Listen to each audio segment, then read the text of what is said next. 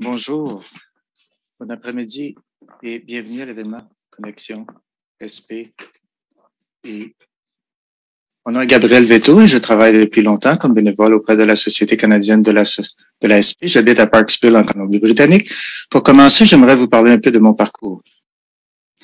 J'ai reçu un diagnostic de SP en 1996 à l'âge de 27 ans, ce qui a bouleversé mes plans de vie et de carrière. Comme plusieurs d'entre vous pouvez vous identifier, je n'ai pas pu travailler comme je voulais. Et ces temps-ci, vous savez tout ce que c'est de ne pas avoir cette liberté. Il est très important pour moi de pouvoir apporter ma contribution à ma collectivité. Alors, faire du bénévolat m'a certainement aidé à me créer une nouvelle vie.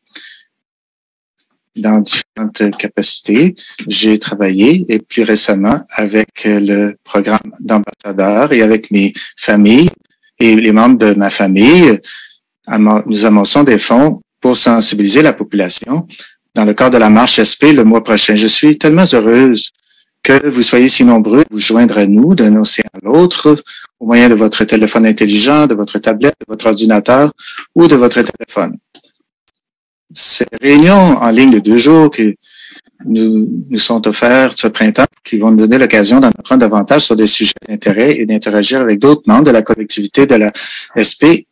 Et en ce jour, il est important de ne pas demeurer isolé. Nous sommes reconnaissants de pouvoir offrir aux membres de la collectivité cette occasion de nous rassembler dans un but utile de manière sécuritaire. À l'approche du mois de la sensibilisation à l'ASP qui débutera le 1er mai, nous sommes tous conscients que la recherche est la clé pour prévenir et arrêter la sclérose en plaques. Maintenant, plus que jamais, nous devons nous assurer de continuer notre lancée. C'est pourquoi j'ai très hâte d'entendre ce qu'ont à nous dire les chercheurs qui font des découvertes sur l'aspect qui pourrait améliorer la vie de chacun d'entre eux. Avant de commencer la conférence d'aujourd'hui, permettez-moi de vous fournir quelques détails pratiques. Vous pouvez soumettre des questions à tout moment pendant la conférence à l'aide de l'encadré prévu à cet effet. Joignez-vous à la conversation en ligne et faites connaître vos moments préférés de la présentation d'aujourd'hui en publiant un message sur Twitter accompagné du mot-clic #ConnexionSP. Exprimez-vous en répondant à notre sondage quotidien à partir de notre compte Twitter en commercial Société SP Canada. Cette présentation est enregistrée et sera publiée sur le site msconnect.ca. Je suis ravi d'avoir l'occasion de vous présenter la Dr Ruth Anne-Marie qui vous parlera de son étude récente sur la vie avec la SP et de maladies concomitantes comme le cancer, la dépression ou les troubles anxieux. Il est très important que nous nous intéressions à l'incidence des autres maladies sur la SP, particulièrement sur le plan de la santé mentale et de tout ce que cela signifie en ces temps de pandémie de COVID-19. La Dr Ruth Anne-Marie est professeure en médecine et en sciences de la santé communautaire à l'Université du Manitoba. Elle est titulaire de la chaire de recherche sur l'ASP financée par la Fondation de la famille. Wow. Et elle est présidente du comité médical consultatif de la Société de l'ASP. Elle est en outre été honorée lors du déjeuner gala d'Uni pour l'ASP qui a eu lieu en 2019 à Winnipeg. Veuillez vous joindre à moi pour accueillir virtuellement, mais chaleureusement, la Dr Ruth Anne-Marie. Bonjour à tous. Je suis vraiment heureuse de pouvoir vous parler aujourd'hui des thèmes de la dépression et des troubles anxieux liés au cancer et à la sclérose en plaques. C'est un travail qu'on effectue depuis quelques années déjà. Voici mes divulgations. Alors, l'anxiété et la dépression liées au cancer sont des exemples d'affections coexistantes ou comorbides. La comorbidité désigne la charge totale de la maladie autre que celle qui vous intéresse. Un autre exemple serait le diabète et la sclérose en plaques. C'est un phénomène courant dans la population générale qui s'aggrave avec l'âge et on sait que la présence d'affections comorbides peut être associée à une détérioration de la fonction physique, une diminution de la qualité de vie, une augmentation de la mortalité. Donc c'est de là que vient mon intérêt pour ce domaine. Aujourd'hui, je vais me concentrer plus précisément sur quelques maladies comorbides spécifiques. Un cancer, en particulier, le risque de cancer chez les personnes qui ont la sclérose en plaques, ainsi que la dépression et les troubles anxieux chez les personnes qui ont la SP. Alors, le cancer, c'est un groupe de maladies. Les cellules cancéreuses se développent, se divisent sans s'arrêter et se propagent dans les tissus voisins. 4 cancers seulement sont responsables de la moitié des décès par cancer au Canada, en particulier le cancer du sein et le cancer colorectal. J'ai commencé à m'intéresser à cette question-là en grande partie à cause des questions que je reçois fréquemment lorsque je parle d'autres maladies comorbides chez les personnes qui ont la SP, et parce que cette question se pose de plus en plus souvent lorsqu'on utilise certains des traitements modificateurs de l'évolution de la maladie les plus puissants. On me demande donc souvent à quelle fréquence les personnes qui ont la SP reçoivent un diagnostic de cancer et si c'est différent que pour les personnes qui n'ont pas la SP. La réponse est qu'on n'en sait pas beaucoup. Avant qu'on sache que certaines de nos études sur la fréquence à laquelle les personnes qui ont la SP développent un cancer, il y a eu un certain nombre d'études dans le monde, mais elles portaient souvent sur des cancers différents, des périodes de temps différentes, et portaient souvent sur un très petit nombre de personnes qui ont la SP, ce qui rendait les choses difficiles et les réponses parfois différentes. Alors, on peut se demander quels sont les facteurs qui augmentent le risque de cancer chez les gens qui ont la SP. Bien, avant le diagnostic, on sait que les gens qui ont la SP ont plus de chances de fumer. On sait aussi que les gens qui ont la SP sont moins actifs physiquement, plus susceptibles d'être obèses, ce qui peut influencer le risque de cancer et l'augmenter. Et on sait aussi que certains traitements immunosuppresseurs chroniques peuvent également augmenter le risque de cancer. De l'autre côté, il y a d'autres facteurs qui pourraient être protecteurs. Notre système immunitaire joue un rôle important dans la détection des cellules anormales et les éliminer avant qu'elles ne se transforment en cancer. Alors, les modifications immunitaires causées par la sclérose en plaques pourraient donc, dans ce cas-ci, avoir un effet bénéfique en améliorant cette surveillance immunitaire. Alors, notre objectif était d'étudier cette question. On a utilisé des sources de données qu'on appelle des données administratives ou des données relatives aux demandes de remboursement des frais de santé.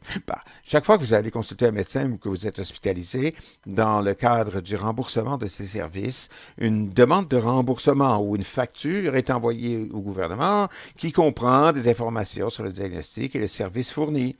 Et les chercheurs peuvent avoir accès à ces sources de données, ces bases de données, après qu'elles ont été rendues anonymes, afin de ne pas pouvoir identifier les individus. Par exemple, dans cette étude particulière qui a été soutenue par la Société de la sclérose en plaques, on a eu accès à des informations sur les hospitalisations, sur les services reçus des médecins ou d'autres praticiens concernant le cancer, sur le cancer. On a utilisé donc les registres de cancer qui recensent tous les cas de cancer dans les provinces où on a mené notre étude, y compris la date du diagnostic, le type de cancer. On a aussi utilisé les registres de la population et les statistiques de l'état civil qui donnent souvent des informations sur les dates de naissance, les dates de décès, la couverture en soins de santé et la cause des décès. On a donc eu accès à ces types de sources de données dans 2 provinces canadiennes. On a ainsi pu établir que le résultat pouvait être reproduit et généralisé. On a donc procédé au Manitoba et en Ontario, et à l'aide de certains outils qu'on avait mis au point dans des travaux antérieurs, on a identifié les personnes de plus de 18 ans ayant la sclérose en plaques dans ces provinces. Vous allez remarquer ici que c'est légèrement différent dans les 2 provinces en fonction de la disponibilité des données. Mais vous allez remarquer également que la quantité minimale de données qu'on a dans chaque province était pour des gens de plus de 20 ans, sur une période de plus de 20 ans. Donc, ça nous donne un ensemble de chiffres assez important et une longue période de temps de plus de 20 ans pour évaluer cette question et l'étudier. Quand on combine les chiffres des 2 provinces, on peut voir qu'on a identifié près de 54 000 personnes qui ont l'ASP. Une fois qu'on a identifié qui étaient les personnes qui avaient l'ASP, on a cherché à identifier d'autres personnes qui n'ont pas l'ASP, mais qui sont du même sexe, nés la même année, qui vivent dans la même région de la province, et on identifiait 5 personnes de ce genre pour chaque personne atteinte de l'ASP. Ça nous a donné un groupe de comparaison, un groupe témoin, un groupe de contrôle de près de 260 000 personnes. C'est donc une très grande étude, la plus importante de ce type à ce jour, je crois. On a ensuite regardé en arrière, à partir du moment où les personnes qui ont l'ASP ont été diagnostiquées et les personnes de leur groupe de correspondance ont reçu la date effective de diagnostic comme la date de diagnostic de la personne qui avait l'ASP, puis on les a suivis dans le temps avec un lien avec le registre du cancer pour voir si ces gens-là ont développé un cancer. Je vais vous demander de vous concentrer sur la diapositive du haut. C'est les résultats concernant le cancer du sein. L'axe des ordonnées représente le nombre de nouveaux cas de cancer du sein diagnostiqués pour chaque année personne. Une année personne indique donc que c'est un ou une personne qui a été suivie pendant une année complète, ou ça peut indiquer que 2 personnes ont été suivies pendant une demi-année. Alors, ces 2 demi-années, à ce moment-là, s'additionnent pour former une année. Et c'est ce qui représente le risque de cancer du sein pendant cette période. Et on voit 4 lignes ici. La première, en orange saumon, là, représente les personnes qui ont l'ASP au Manitoba par rapport au groupe témoin du Manitoba. De la même façon, on a les Ontariens qui ont l'ASP et le groupe témoin. On peut voir que dans les 2 provinces, tous âges confondus, on constate un risque semblable de cancer du sein chez les personnes qui ont l'ASP comme celles qui ne l'ont pas. On voit quelques différences dans le risque de cancer du sein en Ontario et au Manitoba. Ce n'était pas l'objet de notre étude, mais c'est une différence qui avait déjà été signalée. Ensuite, on a effectué des analyses supplémentaires en tenant compte non seulement de l'âge, mais aussi de la région de résidence dans la province, du statut socio-économique, de l'âge au moment du diagnostic de l'ASP, de la présence ou non d'autres problèmes de santé coexistants ou concomitants, ainsi que de l'utilisation du système de soins de santé. Et même en tenant compte de tous ces autres facteurs, on n'a toujours pas trouvé de différence dans le risque de cancer du sein. Si je vous demande de regarder maintenant vers le bas, c'est là où on voit le cancer colorectal. On voit un graphique de la main structuré de façon similaire. Encore une fois, les couleurs orange et rose saumon correspondent aux chiffres du Manitoba, les couleurs vertes à ceux de l'Ontario. Donc, en Ontario, vous voyez qu'il semble y avoir très peu de différence pour ce qui est du risque de cancer colorectal entre les personnes qui ont l'ASP ou celles qui ne l'ont pas, tous âges confondus. Il pourrait même sembler à l'œil nu qu'il y aurait même une petite différence avec un risque plus faible de cancer colorectal dans la population du Manitoba, mais les chiffres étaient très petits, donc la marge d'erreur était grande. Et quand on combine les chiffres des 2 provinces, il n'y a pas de différence. Et quand on a passé à nouveau par les étapes supplémentaires de prise en compte d'autres facteurs, comme l'endroit où les gens vivent, leur statut socio-économique et d'autres conditions de santé, il n'y a pas de différence globale dans le risque de cancer colorectal entre les personnes qui ont l'ASP et celles qui n'ont pas l'ASP. Donc, je vous ai dit qu'en plus du risque de cancer, j'allais parler de la dépression et des troubles anxieux. Vous allez vous demander peut-être pourquoi j'ai choisi de m'intéresser à ces questions en particulier. Cette image indique pourquoi. Dans une étude précédente, on a identifié les personnes qui viennent de recevoir un diagnostic de SP dans 4 provinces canadiennes. Cette fois-ci, Colombie-Britannique, Manitoba, Québec et Nouvelle-Écosse. Alors, on a un éventail de provinces de l'est en l'ouest du pays. Et en particulier, on a examiné le pourcentage de personnes, comme illustré sur l'axe des Y ici, qui avaient une condition concomitante ou comorbide au moment de leur diagnostic de SP. Le diagnostic le plus courant de maladie concomitante était la dépression, suivi de près par l'hypertension artérielle. Ensuite, on voit la maladie pulmonaire chronique et les troubles anxieux à peu près à égalité. Donc, étant donné leur fréquence élevée, même au moment du diagnostic, c'est là-dessus que je vais me concentrer pour le reste de cette présentation. Avant d'aller plus loin, je pense qu'il est important de revoir un instant ce que sont la dépression et les troubles anxieux. La dépression fait référence à des sentiments de tristesse, une perte d'intérêt pour les activités, qui peut réduire votre capacité à fonctionner au travail, à la maison ou dans d'autres rôles. Les troubles anxieux sont une réaction normale au stress, mais les troubles anxieux, c'est pas l'anxiété, là, ça fait référence à une anxiété ou à des craintes excessives qui altèrent la capacité à fonctionner. Ici, dans ce graphique, on a encore utilisé les données des demandes de remboursement de frais de santé, cette fois-ci dans la province du Manitoba, et on a regardé la fréquence à laquelle les personnes atteintes de SP recevaient un diagnostic de troubles psychiatriques.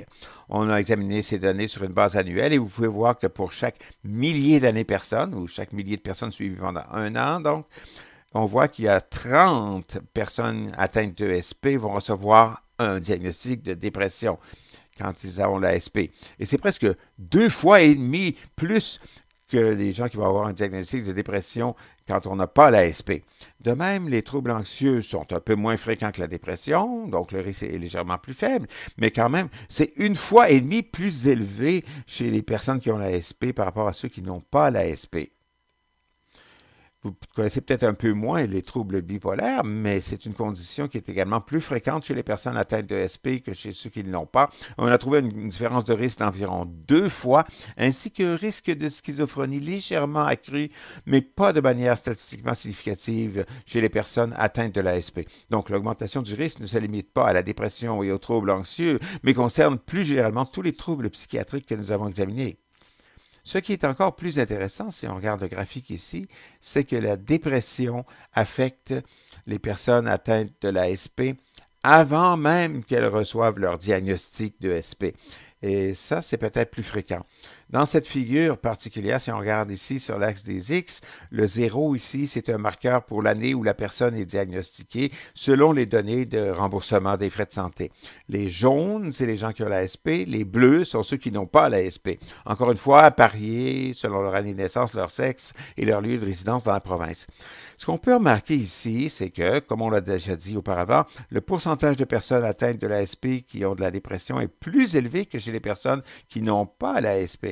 Mais c'est vrai également, même si on revient 1 an en arrière, 3 ans en arrière, même jusqu'à 5 ans en arrière. En fait, même si on retournerait 5 ans en arrière, ce que je n'ai pas montré ici, là, il y a toujours une différence en termes de fréquence pour les personnes qui ont l'ASP, qui sont affectées par la dépression. Et bien que je vous montre le graphique sur la dépression ici, c'est vrai aussi pour les troubles anxieux et dans une moindre mesure aussi pour les troubles bipolaires. Alors, la question clé ici, c'est pas seulement à quelle fréquence ces conditions se produisent, mais quel est leur impact. Moi, j'ai tendance à penser à la manière dont les comorbidités affectent les personnes atteintes de SP tout au long de la trajectoire de leur maladie. On peut donc commencer au moment où les symptômes se manifestent pour la première fois et regarder l'état des personnes au moment où elles sont diagnostiquées. On peut ensuite se pencher sur la façon dont ça peut influencer les poussées, la progression de l'invalidité, comment ça peut influencer le choix ou l'efficacité du traitement et comment ça peut affecter les résultats à long terme comme la qualité de vie. Bon, je n'ai pas l'intention de passer en revue tous ces éléments en détail avec vous aujourd'hui. Ce que je peux vous dire, c'est que lorsqu'on a examiné ça de manière générale, le fait d'avoir d'autres problèmes de santé au moment où les premiers symptômes de la SP apparaissent, ça retarde le diagnostic. Ça peut être associé aussi à une plus grande incapacité au moment du diagnostic et certaines comorbidités vont augmenter le risque de poussée, de rechute, peut accélérer la vitesse à laquelle l'incapacité se produit, peut influencer le choix des traitements et peut-être même la façon dont les personnes répondent au traitement et ça peut aussi réduire la qualité de vie. Parlons donc des choses de manière un peu plus ciblée là pour un moment. Voici une étude à laquelle j'ai participé. Elle était dirigée par le Dr. Amber Salter et utilisait les données de l'essai Combi-RX. C'était un essai clinique qui comparait l'utilisation de l'interféron bêta-1A, c'est Avonex, et de l'acétate tumorale Copaxone à l'utilisation des deux médicaments en même temps. Avonex et Copaxone. On a pu avoir accès à ces données dans cet essai clinique, encore une fois anonymisé, et on a pu identifier la présence de plusieurs conditions comorbides spécifiques, et en particulier ici, on se concentrait sur l'anxiété et la dépression. Alors, on a regardé quelle était l'influence de ces deux choses sur les rechutes, sur les poussées. Si vous regardez cette figure ici, tout ce qui se trouve de ce côté-ci de la ligne indique un risque accru et tout ce qui est de l'autre côté de la ligne indique un risque réduit. Donc, si vous regardez les troubles de l'anxiété, les troubles anxieux ici, on peut voir qu'il y a une augmentation d'environ 30% du risque de rechute et de poussée chez une personne qui a des troubles anxieux. C'est assez semblable aussi pour un risque accru associé à l'hypercholestérolémie. Mais, chose inattendue pour moi, la dépression n'était pas associée à un risque accru de rechute dans cette étude particulière. La rechute, là, les poussées, c'est un des aspects de la SP, mais on peut imaginer aussi que la dépression et les troubles anxieux peuvent avoir de nombreuses autres répercussions importantes sur une personne qui a l'ASP. Le reste de ce que je vais vous montrer est basé sur une étude de cohorte que nous avons menée et qu'on continue de mener depuis plusieurs années avec le soutien des Instituts de recherche en santé du Canada, de la Société canadienne de l'ASP et de Chronécolite Canada. Dans cette étude particulière, On a recruté 255 personnes qui ont l'ASP. On s'est intéressé aux effets de la dépression et des troubles anxieux sur les personnes qui ont l'ASP. On voulait savoir si ces effets étaient identiques ou différents de ceux qui ont d'autres maladies inflammatoires à médiation immunitaire, comme la maladie intestinale inflammatoire qui affecte l'intestin ou la polyarthrite rhumatoïde qui affecte les articulations, et si ces effets différaient de ceux des personnes atteintes de dépression et de troubles anxieux qui ne souffraient d'aucune de ces maladies immunitaires. Vous pouvez donc voir ici le nombre d'individus que nous avons inscrits en haut. On a demandé aux gens de revenir après leur première visite pour 3 autres visites. On a fini par avoir moins de personnes au fil du temps pour toutes sortes de raisons. Par exemple, les personnes qui déménagent, dont on perd la trace ou qui nous disent qu'ils ne veulent plus participer. Bon, qu'est-ce qu'on demandait aux gens de faire? On demandait aux gens de venir pour une évaluation standardisée. Lors de la première visite, par exemple, il y avait un entretien psychiatrique structuré, des questionnaires multiples sur les symptômes de dépression et d'anxiété, des mesures de l'activité de la maladie. Dans le cas de l'ASP, on s'est concentré sur les taux de poussée, de rechute, des mesures de la fonction physique, comme la marche chronométrée sur 25 pieds et le test de la cheville à 9 trous, qui mesure la fonction des membres supérieurs. Certains d'entre vous peuvent peut-être faire ce test lors des visites de routine en clinique. Il y a aussi des mesures de la fonction cognitive, dont on va parler plus en détail. On avait aussi demandé aux personnes de remplir des questionnaires sur leur qualité de vie et leur capacité à travailler. On va revenir sur ça dans quelques minutes. Parlons un peu plus de la fonction cognitive, de la cognition. De quoi s'agit-il? C'est notre façon de penser, notre capacité d'apprentissage, notre capacité à nous souvenir de nouvelles informations, notre efficacité à percevoir le monde qui nous entoure et à agir en fonction de ces informations, notre capacité à effectuer plusieurs tâches à la fois, le multitâche. Alors, on s'est posé la question si les symptômes comorbides de dépression et d'anxiété affectaient la fonction cognitive. J'ai donc voulu savoir si ça affectait les personnes qui ont la SP. Et je me demandais si c'était différent des personnes qui avaient les maladies inflammatoires de l'intestin ou l'arthrite rhumatoïde, parce que l'ASP affecte le cerveau, ce qui est très important pour l'humeur, mais ça affecte aussi les fonctions cognitives. Et les autres conditions ne touchent pas le cerveau. Alors, j'ai pensé que l'impact pourrait être pire chez les personnes qui ont l'ASP que chez les autres. Mais, globalement, notre hypothèse ou notre théorie, si vous voulez, c'était que si vos symptômes de dépression et d'anxiété sont plus graves, alors vous allez avoir plus de déficience cognitive. Ceci résume ce qu'on a trouvé. Je vous ai dit que notre question, c'était vraiment l'anxiété et la dépression affectent-elles la fonction cognitive des personnes qui ont la SP et comment ça se compare aux autres groupes de notre étude avec d'autres maladies inflammatoires. Ce qu'on a trouvé, c'est que si vous avez des symptômes de dépression plus graves, comme on l'illustre ici, vous êtes plus lent dans votre capacité à percevoir le monde qui vous entoure, à manipuler, traiter de nouvelles informations. Si vous avez des symptômes d'anxiété plus élevés, non seulement votre vitesse de traitement est plus lente, mais vous avez également plus de difficultés de mémoire et de capacité d'apprentissage. Ce qui m'a surpris, c'est que les effets étaient les mêmes dans tous les groupes. En fait, c'était pas pire chez les personnes qui ont la SP que chez les autres. Tout le monde avait le même type d'impact dans toutes les maladies inflammatoires. Mais la conclusion importante de cette étude, c'est que, étant donné les impacts négatifs, ça pourrait impliquer que le traitement efficace de la dépression et de l'anxiété pourrait en fait aider à améliorer la cognition chez les personnes qui ont l'ASP, chez les autres groupes avec des maladies inflammatoires qu'on a étudiées. Alors, ici, on a examiné les effets d'un seul instantané dans le temps, mais les symptômes de dépression et d'anxiété peuvent persister dans le temps ou fluctuer. Alors, une des questions qu'on peut se poser, c'est de savoir si les effets sur la cognition fluctuent également lorsque les symptômes de dépression et d'anxiété changent. Étant donné ce que je vous ai dit, on se demandait si on pouvait atténuer les choses, si les symptômes s'amélioraient. On va voir que dans ce graphique particulier, si on commence par le premier panneau, qui est l'anxiété, on voit pour chacun des groupes le pourcentage de personnes qui ont des symptômes élevés d'anxiété à chacune de nos 4 visites d'études.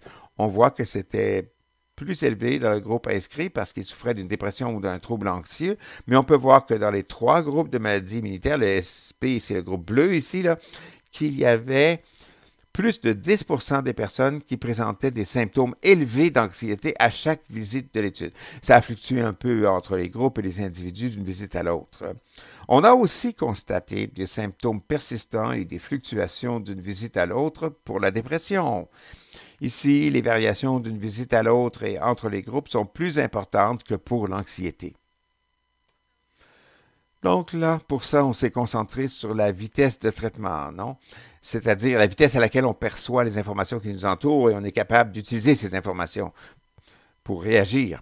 Sur cette image, les colonnes jaunes représentent les personnes qui ont la sclérose en plaques, les colonnes oranges, c'est les personnes qui ont les maladies inflammatoires de l'intestin, les colonnes oranges, les personnes qui ont la polyarthrite rhumatoïde, et les colonnes vertes, les personnes atteintes de dépression et de troubles anxieux qui ne souffrent d'aucune de ces maladies immunitaires. La première chose qu'on remarque lors de la première visite, c'est que les personnes qui ont la sclérose en plaques sont plus susceptibles de présenter des troubles de la vitesse de traitement que les personnes des autres groupes. Et ça reste vrai pour toutes les visites de l'étude. On constate également qu'il y a une certaine fluctuation du pourcentage de personnes qui répondent à notre définition de déficience d'une visite à l'autre. La deuxième question, une fois qu'on a observé ça, c'est de savoir quels sont les effets de la dépression et de l'anxiété. Si on ne regarde pas seulement une visite, mais les 4 visites. Bon, ben, comme on l'a constaté lors de l'examen de notre instantané, les personnes de tous les groupes qui présentent des symptômes élevés d'anxiété ont une vitesse de traitement plus faible et davantage de difficultés d'apprentissage et de mémoire de travail que les personnes qui n'avaient pas de symptômes élevés d'anxiété. Donc, ce résultat était cohérent pour toutes les visites.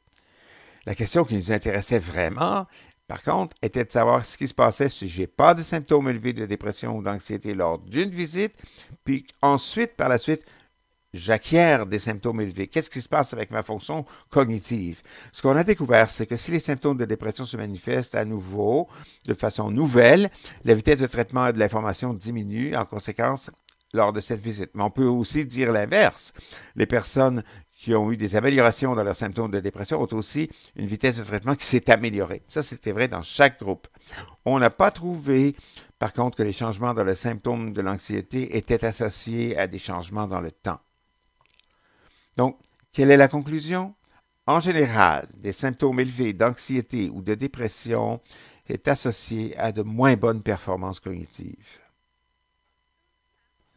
Voilà des tests qu'on faisait faire avec du papier, un crayon ou avec un ordinateur pour évaluer les fonctions. Mais souvent, les gens s'intéressent plus à ce que ça veut dire que leur capacité à fonctionner au quotidien. Et l'un des rôles très importants que les gens ont souvent, c'est de travailler. Alors, comment la dépression et l'anxiété affectent-elles la capacité à travailler? C'est une autre question que j'ai mentionnée et sur laquelle on s'est penché. On s'est donc intéressé en particulier à la façon dont ces deux symptômes affectent la capacité de travailler. On reconnaît également que la fatigue et la douleur sont des symptômes très courants chez les personnes qui ont la SP et qui sont souvent étroitement liés aux symptômes de dépression et d'anxiété, de sorte qu'il a été difficile de distinguer complètement les deux dans cette question. Alors, on s'est penché sur la capacité de travailler et en particulier, on a examiné ça de 3 manières différentes. La première, c'était la déficience générale lorsqu'on est au travail, ce qu'on a appelé le présentéisme. C'est-à-dire, vous êtes au travail, mais vous ne fonctionnez pas très bien dans votre travail. C'est du présentéisme. Ensuite, l'absentéisme. Là, c'est là où vous vous absentez du travail. Et le troisième, c'est là où vous avez simplement une déficience générale dans votre capacité globale à fonctionner, pas seulement dans votre vie professionnelle, mais aussi dans votre vie familiale. On a trouvé que cette combinaison de symptômes, anxiété, dépression, douleur et fatigue, interfère de façon collective avec tous ces domaines. Étant donné la fréquence des dépressions et des troubles anxieux chez les personnes atteintes de SP et leurs conséquences, la question importante est la suivante. Est-ce que les personnes atteintes de SP ressentent le besoin de faire quelque chose à ce sujet? Alors, on a posé la question explicitement de savoir si les gens pensent avoir besoin de soins de santé mentale. Et dans notre groupe d'études, 1 personne sur 3 a déclaré oui, avoir besoin de soins de santé mentale. C'était plus probable si vous aviez des symptômes d'anxiété existants. À ce moment-là, vous étiez 2 fois plus susceptible de dire que vous avez besoin de soins de santé mentale. Et si vous avez des symptômes élevés de dépression, vous êtes 6 fois plus susceptible d'indiquer que vous avez besoin de soins de santé mentale. Ces résultats sont basés sur les symptômes et constituent un facteur plus important que le fait de remplir des cases à cocher dans un diagnostic. Juste le fait d'avoir des symptômes plus graves, même si vous n'avez pas tous les éléments requis pour établir un diagnostic, ça suffit pour que les gens disent qu'ils ont besoin de soutien. Ce qui nous amène à la question suivante. Si quelqu'un estime avoir besoin de santé mentale, de soins de santé mentale, quelles informations devons-nous partager pour aider une personne atteinte de SP à prendre une décision sur le type de traitement ou d'intervention qui pourrait l'aider? Alors, on a demandé aux participants de notre étude, après environ 3 ans d'études, donc avec les personnes qui participaient encore et qui n'avaient pas encore eu leur dernière visite, on leur a demandé à ce moment-là de remplir un questionnaire et de nous dire quel type d'informations étaient les plus importantes pour eux. Je pense que vous ne serez pas surpris par ces résultats. Les effets secondaires courants du traitement figuraient parmi les sujets les plus populaires, ainsi que l'efficacité de la thérapie. Ce qui se passe après l'arrêt du traitement, les avantages et les inconvénients du traitement, et aussi, en particulier, comment les thérapies contre la dépression pourraient interagir avec les thérapies existantes, avec des médicaments modificateurs de l'évolution de la maladie. En général, parmi les questions qu'on a posées, il y avait un grand intérêt pour savoir quels sont les facteurs contextuels ou spécifiques qui devraient influencer le traitement d'une personne qui a la SP, qui tiendrait compte de sa SP. On a aussi constaté que, bien qu'on accorde une grande importance à l'Internet de nos jours, que de nombreuses personnes voulaient avoir une discussion face à face avec une personne au sujet de leur traitement, et non sur Internet. On a également constaté, ce qui vous surprendra peut-être pas, mais qui est important de comprendre, que les femmes qui ont répondu à notre enquête voulaient presque toujours avoir plus d'informations que les hommes sur presque tous les sujets qu'on a abordés avec eux. Je ne vais donc pas entrer dans le détail d'un traitement aujourd'hui parce que je ne suis pas une psychiatre, mais il y a toute une série de traitements disponibles. Il y a donc différents médicaments ainsi que plusieurs thérapies psychologiques différentes, comme le counseling, la thérapie centrée sur les émotions, la thérapie cognitivo-comportementale, qui travaille sur le processus de pensée et nos comportements pour le traitement, et qui a étudié en personne, en ligne et par téléphone. Une des questions auxquelles on voulait trouver une réponse, c'était de savoir quelles étaient les informations disponibles sur les traitements efficaces de la dépression chez les personnes qui ont la SP. Ces travaux ont été menés par le Dr. Kirsten Feist, alors qu'il était ma stagiaire postdoctorale. Elle a effectué une recherche systématique dans la littérature scientifique et a trouvé 12 essais cliniques portant sur ce travail. Un essai clinique, rappelez-vous, c'est un type de conception de schéma expérimental où les gens sont assignés au hasard à un traitement particulier. Ces personnes et leurs médecins d'habitude ne savent pas généralement quel traitement ils ont pris et qui sont suivis au fil du temps pour comparer les réponses au traitement. C'est le type de preuve le plus solide qu'on peut obtenir pour un traitement. On voit donc ici qu'on a identifié 9 essais de thérapie psychologique. La plupart d'entre eux ont été réalisés en comparaison avec les soins habituels standards qui auraient pu être proposés à cette personne. Donc, si on regarde cette figure, tout ce qui se trouve de ce côté-ci du graphique indique que le traitement psychologique était meilleur que les soins habituels standards. Alors, si on combine les effets de toutes ces études, la mesure sommaire nous indique que la thérapie psychologique a été efficace pour les personnes qui ont la SP. Si on regarde les essais de thérapie médicamenteuse, là, les médicaments, ici, il y en a 2 qui ont été comparés aux soins habituels. Et encore une fois, ces 2 thérapies étaient plus efficaces que les soins standards habituels de maintien. Cette étude particulière, qui est également représentée ici, a comparé la thérapie psychologique et la thérapie pharmacologique. Non, elles ne sont pas différentes. Elles n'étaient pas différentes. On a trouvé une seule étude, on a beaucoup cherché, une seule étude qui portait sur le traitement de l'anxiété chez les personnes atteintes de SP. En fait, c'était juste axé sur la phobie des injections. Là, les gens qui ont des difficultés à se faire des injections avec leurs médicaments modificateurs de l'évolution de la maladie. Bon, je vous ai dit qu'un domaine important pour les personnes atteintes de sclérose en plaques, c'est celui de l'interaction entre leur dépression et leurs troubles anxieux et leurs médicaments modificateurs de l'évolution de la maladie. Alors, un de mes étudiants a cherché à savoir s'il existait des informations suggérant que ce qu'on appelle un traitement de 2e génération, ce sont les thérapies orales, le teraflunomide, le fumarate de diméthyle, le fingolimod, ainsi qu'une de nos thérapies intraveineuses, le natalizumab, qui était disponible au moment où on a réalisé cette étude. On voulait savoir si c'était associé à un risque accru d'effets secondaires psychiatriques. Et il s'avère qu'après avoir combiné toutes les différentes études, on constate qu'il n'y a pas de risque de problèmes de dépression ou de troubles anxieux en général avec l'utilisation de ces thérapies. En fait, même, deux ou trois études suggèrent que l'utilisation d'une thérapie modificatrice de la maladie, si elle est efficace, pourrait en fait contribuer à améliorer les symptômes dépressifs. C'est pas quelque chose qu'on peut affirmer de manière définitive sur la base de cet examen, mais les études n'ont pas été conçues pour répondre à ces questions, mais c'est quelque chose qui, selon nous, mérite d'être étudié davantage.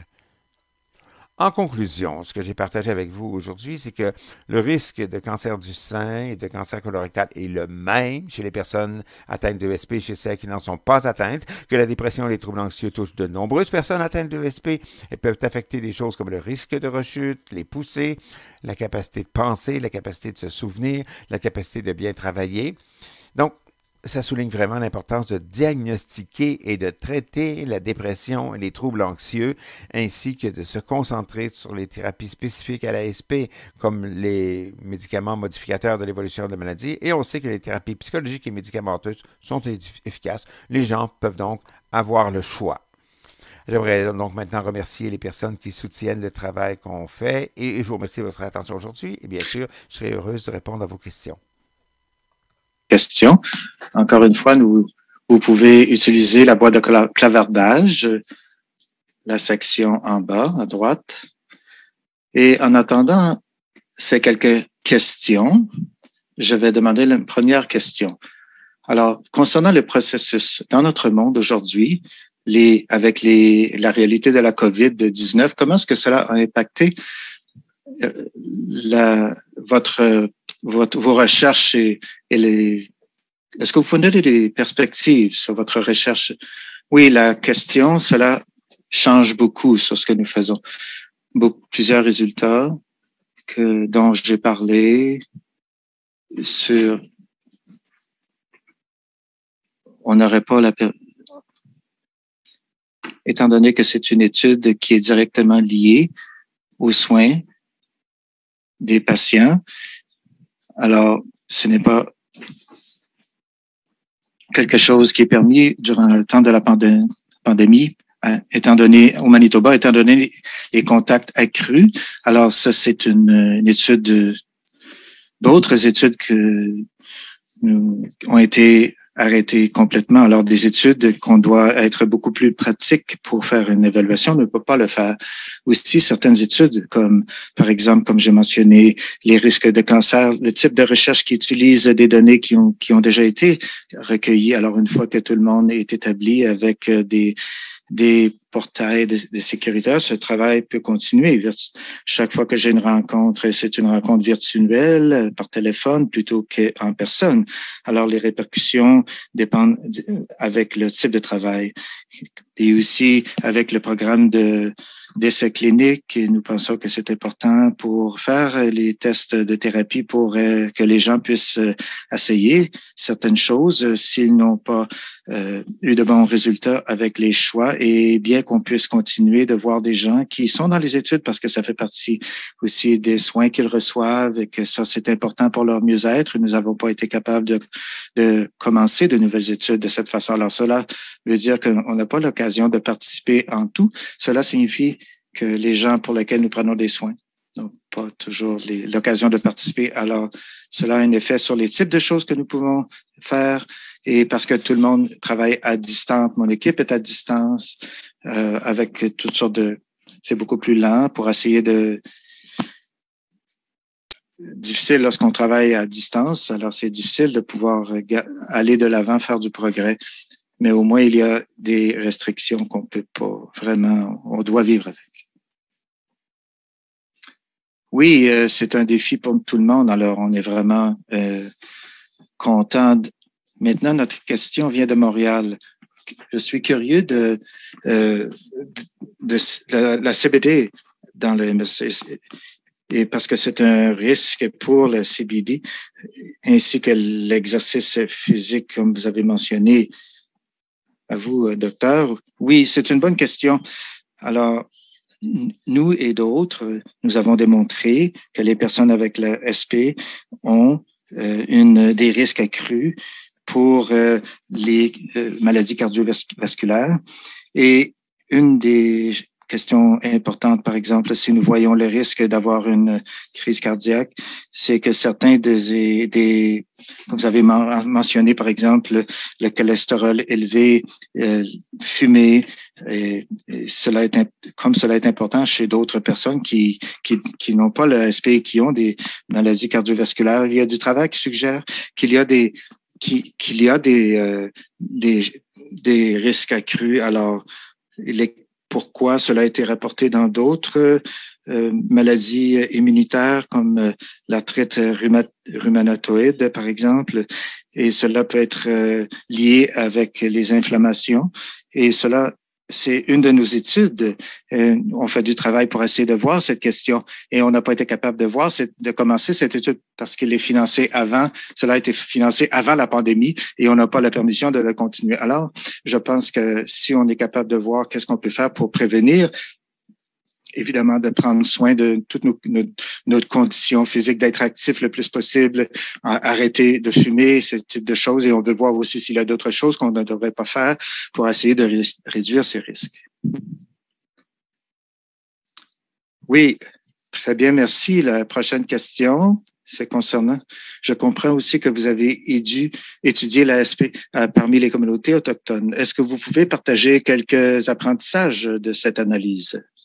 Oui, alors, comme plusieurs d'entre vous, être conscient, l'ASP est très commun au Canada et on serait considéré comme un des pays avec la plus haut nombre de personnes qui sont affectées par l'ASP. Alors, une des questions, est-ce que cela varie dépendamment d'où ce que nous vivons?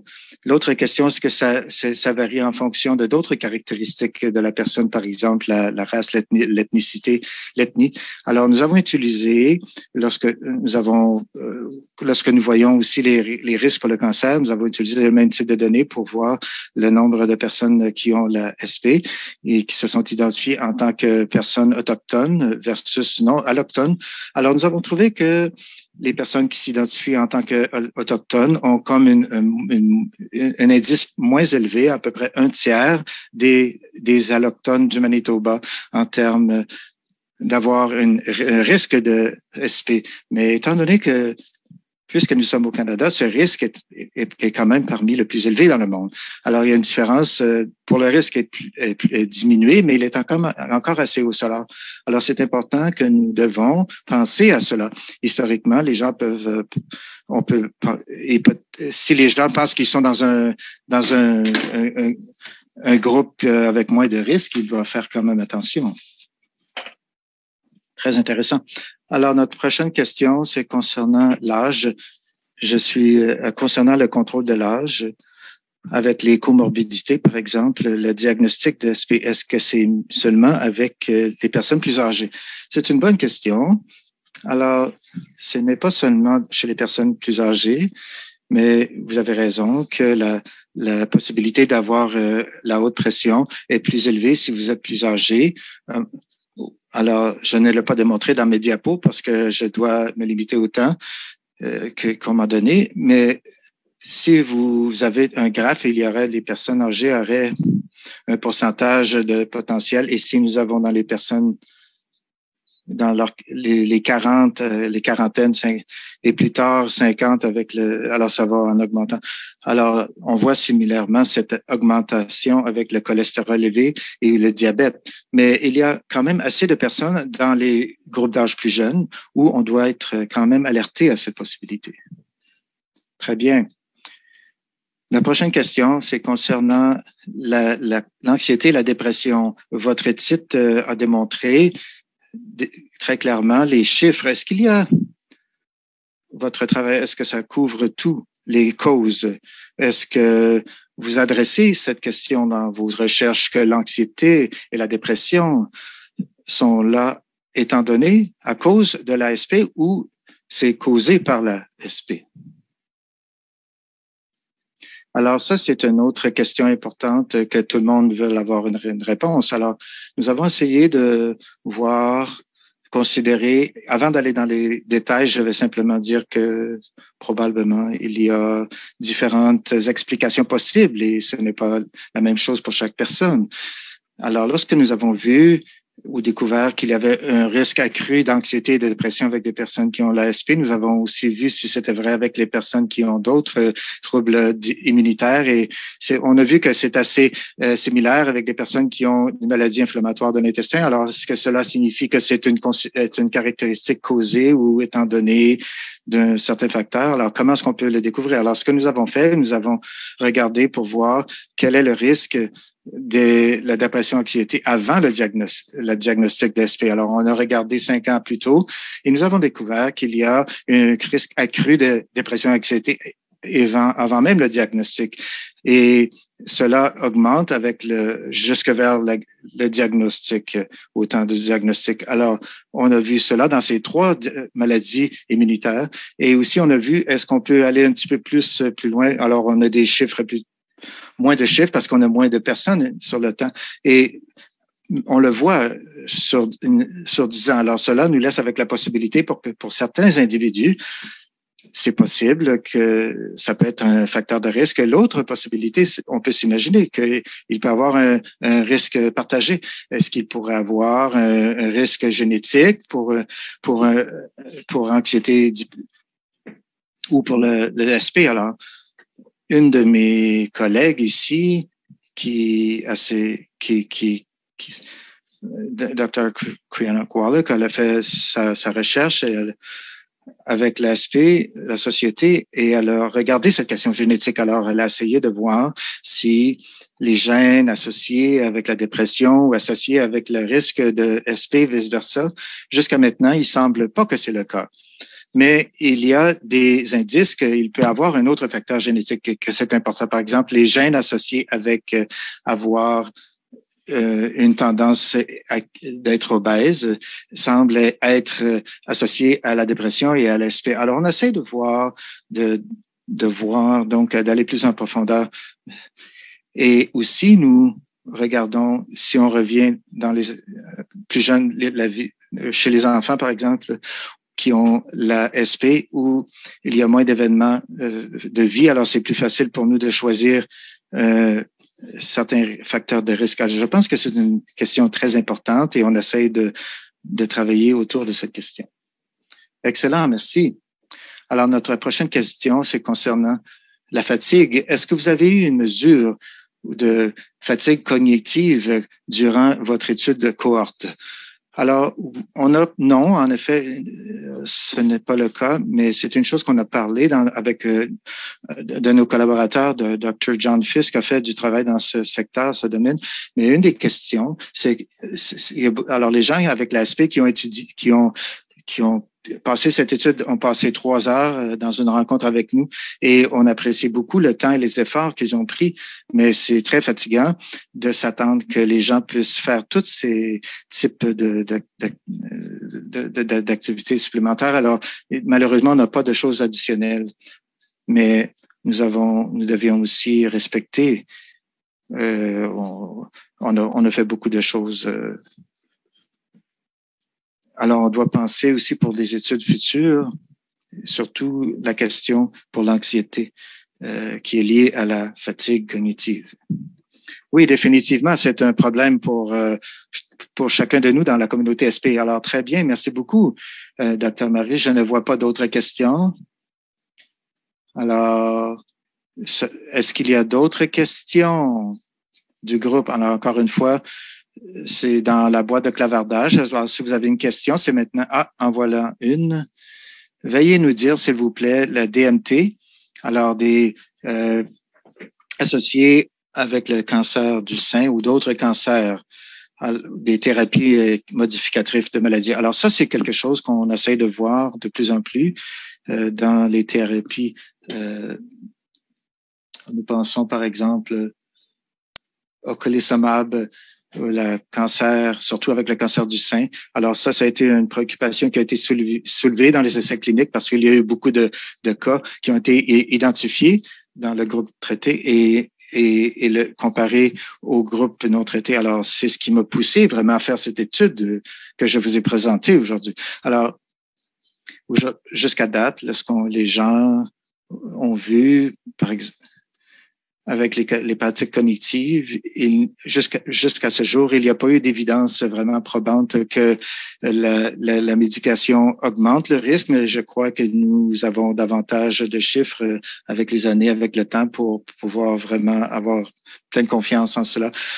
Il y a eu certains individus spécifiquement qui ont eu des préoccupations. Par exemple, le cancer du sein a été une des thérapies, mais nous avons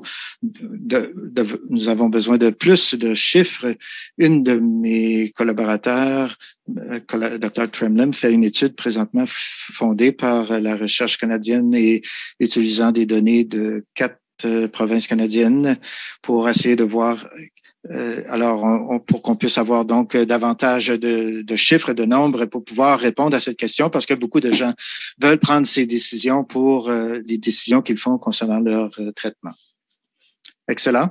Notre prochaine question, c'est concernant des études futures. Est-ce que vous allez voir le fait de la méditation sur la fonction cognitive et les fonctions pour ceux qui ont l'ASP avec qui ont de l'anxiété, qui font de la dépression comme une alternative? Oui, alors, il y a beaucoup de choses. Alors, on essaie de comprendre le risque. Il y en a qui comprennent les impacts, il y en a qui essaient de comprendre les risques. Alors, quand on essaie de comprendre le pourquoi, on veut trouver une solution, n'est-ce pas? Alors, avec mes collègues, nous avons parlé, encore une fois, en termes avec la pandémie et nos limites présentes, mais on a vu certaines options, certaines choses que nous avons discutées. Est-ce qu'on peut améliorer l'accès aux thérapies avec ces thérapies sur Internet où on n'a pas besoin d'un thérapeute en personne? Alors, ça peut être une option. Et comment est-ce qu'on peut établir une étude pour convaincre les gouvernements pour rendre cela accessible aux personnes en tant que plan de soins. Alors, on essaie de voir pour avoir des subventions, pour essayer d'avoir ce type d'évaluation. Aussi, nous avons eu des discussions concernant s'il y a des thérapies, par exemple, la stimulation qui a démontré aussi des solutions possibles, prometteuses pour les gens qui ont l'ASP et qui ont des problèmes d'anxiété et de dépression. Alors, peut-être que ça pourrait être une bonne option. Ou peut-être qu'on n'a pas fait beaucoup de thérapie psychologique, mais peut-être d'ajouter, pour certaines personnes qui ajoutaient un médicament sur leur liste actuelle, causerait encore une certaine anxiété. Alors, définitivement, ces choses sont importantes, mais ça va prendre quand même du temps pour obtenir les subventions, les financements. Je suis d'accord pour avoir plus d'options pour les gens. C'est important. Oui, c'est fascinant. Alors, notre prochaine question, c'est concernant les problèmes de cancer, préoccupations. Est-ce qu'il y a des risques accrus de cancer avec l'utilisation prolongée de stéroïdes concernant les récidives? Pour traiter les récidives. Alors, je dirais premièrement que typiquement en termes, lorsque nous traitons les récidives, normalement, les gens utilisent les stéroïdes comme thérapie. On l'utilise plutôt comme une thérapie à court terme, non à long terme, pour avoir un recouvrement, mais qui ne change pas sur les résultats à long terme. Alors, dans ce contexte, je ne pense pas que à court terme, les stéroïdes, l'utilisation post-stéroïde, si vous traitez une possibilité de récidive, pourrait influencer le risque. Je ne suis pas consciente de données pour l'utilisation chronique des stéroïdes. Et évidemment, ce n'est pas typiquement recommandé comme thérapie. Alors, je ne veux pas trop m'avancer sur cette question.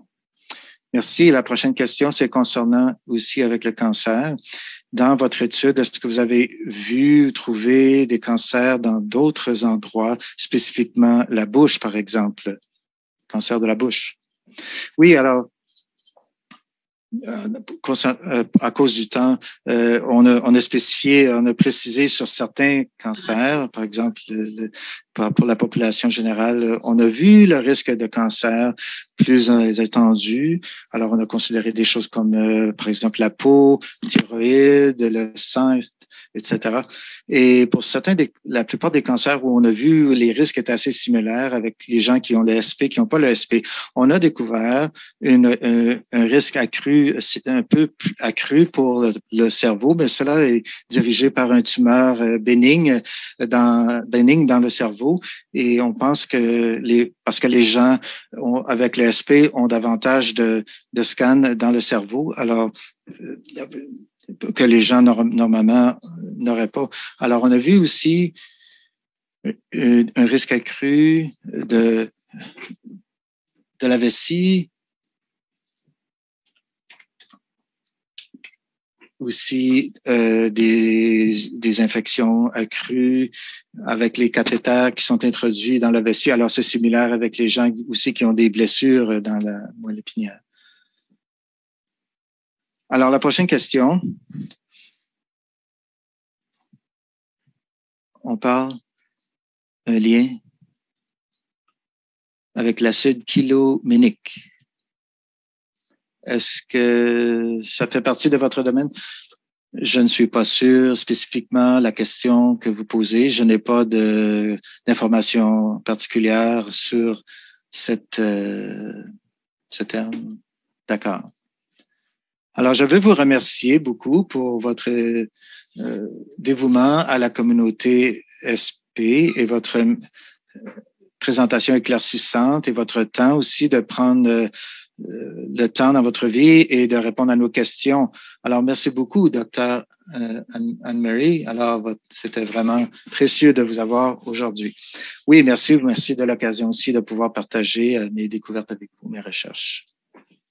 Oui, alors, très bien. Alors, je vais continuer maintenant. Alors, c'est tout le temps que nous avons aujourd'hui pour les questions. Alors, nous allons prendre cette occasion maintenant pour remercier nos partenaires. Alors, Crystal Myers Squibb et les commanditaires bienfaiteurs Biogen Canada, Novartis Canada et Roche Canada, et qui ont rendu possible la tenue de cet événement. Si vous souhaitez vous impliquer auprès de la Société de la SP comme bénévole, je vous invite à consulter le site sclérosesenplaques.ca. Vous pouvez aussi également prendre part au mois de la sensibilisation à la SP en participant à notre deuxième distribution virtuelle de IE qui se tiendra le 5 mai prochain. Joignez-vous à nous et manifestez votre soutien envers la collectivité de l'ASP sur les réseaux sociaux à l'aide du mot clic. Alors, j'espère en outre que vous allez être des nôtres le 30 mai prochain à l'occasion de la marche SP qui se tiendra cette année en même temps que la journée mondiale de la SEP. D'un océan à l'autre, nous marcherons dans nos quartiers respectifs et en ligne et nous rassemblerons en ligne afin de montrer aux gens qui ont la SP qu'ils ne sont pas seuls. Pour vous inscrire à la marche SP ou MS Walk ou faire un don, rendez-vous à marchesp.ca. Dernier point, mais non le moindre, je tiens à vous remercier chacune d'entre vous de vous intéresser à la recherche sur la SP. Toutes les présentations offertes sont enregistrées et pourront être visionnées à connextionsp.ca. Alors, j'espère vous voir, ou plutôt msconnections.ca. Nous allons maintenant avoir plus tard à 17h une présentation d'Alexandre Pratt. Elle portera sur les biomarqueurs. Et ensuite, un atelier de discussion instructif aura lieu également à 18h. Demain, ne manquez pas la conférence de la docteure Dalia Rothstein sur la SP chez les nouveaux arrivants immigrants au Canada.